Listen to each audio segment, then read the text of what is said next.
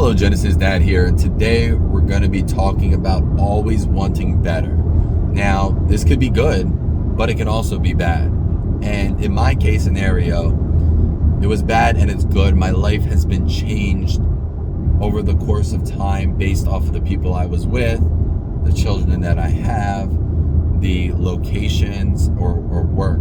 So fortunately, in my life, I was able to live anywhere because I work from home.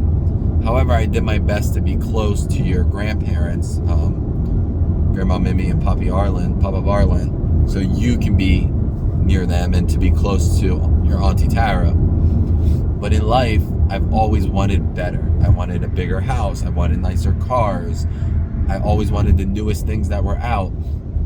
And it's okay to live this lifestyle if you're a millionaire. Even then, you still have to, push the brakes on sometimes and not spend so much money. But me, I always wanted nicer cars. So my nicest car was almost $100,000, and then my nicest house was like $650,000, where most people never have a house more than $350,000 or $400,000, and most people don't have a car nicer than $30,000. So I always wanted nicer, and even when I had my $100,000 car, it was a stepping stone to my $140,000 car.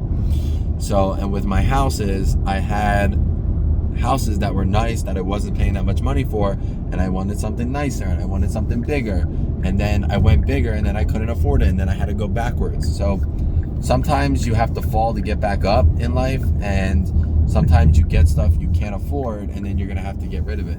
So realistically, it's called living. Don't live beyond your means. That's the saying. And what that means is don't buy something you can't afford. And that kind of goes back to the video where I told you about cars.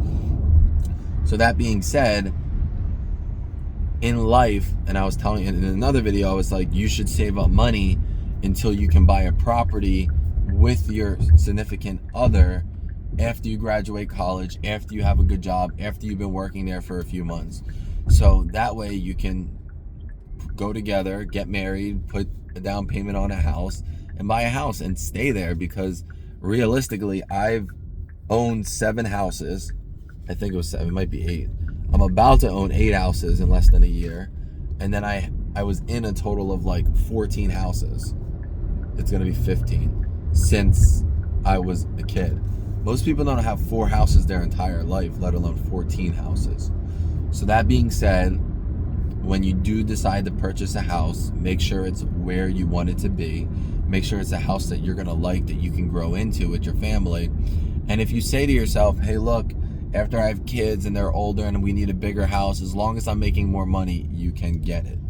But you need consistency, and consistency is key, where if you buy a house and you lose your job or you don't have that job anymore, you might not be able to afford it. So all my life, I've been doing things by myself where it's one income. I never had a marriage or a relationship where my other person was contributing at least half. And as a woman, most women don't contribute half.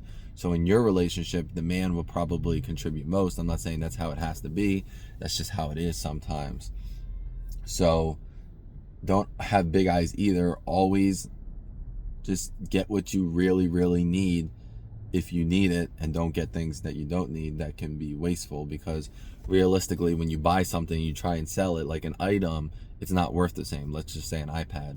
After a few years, the iPad's not worth the same. A car, it's the same. However, a house usually goes up in value, which is good.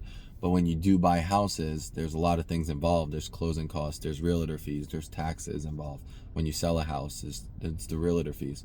So I probably wasted $120,000 to $150,000 in closing costs on all my properties that I sold, maybe even closer to $200,000. So whatever house you decide to get with your partner, say, okay, this is what I'm buying. I plan on having kids in this many years, and we can stay here until this much, until we buy our next house, which will be bigger. So realistically, if it's just you and your partner, all you need is 2 bedrooms and 2 bathrooms. And this way, you can have kids and you can stay in there for 10 to 15 years, and then you can move to a bigger house. Maybe even 3 bedrooms, 2 bathrooms would be ideal. And with a car, like I said, there's this car that I'm in now. It's a Sonata hybrid, fully loaded. It's about $38,000. You can get a nice car for $30,000 that does almost everything this car does. and that's all you need. It's really all you need. You can even get an electric car if you don't want to spend money on gas, but it's really all you need. And we have to not have such big eyes. And I told myself that when I sold my expensive cars, and I sold my big house, and I ended up getting a smaller, much cheaper house, and now I'm getting a little bit more expensive house. Well, more expensive like my last one, but your grandparents are moving in and contributing to the household. So realistically, I'm spending less money overall and monthly than I would be at my current home. So that's a reason why I did it, and I want your grandparents to be there for you when you grow up. So just want to tell you, Genesis, I got you. And like I said, if you ever have any questions for me, you just let me know, and I'd be happy to answer them for you. See you in the next one.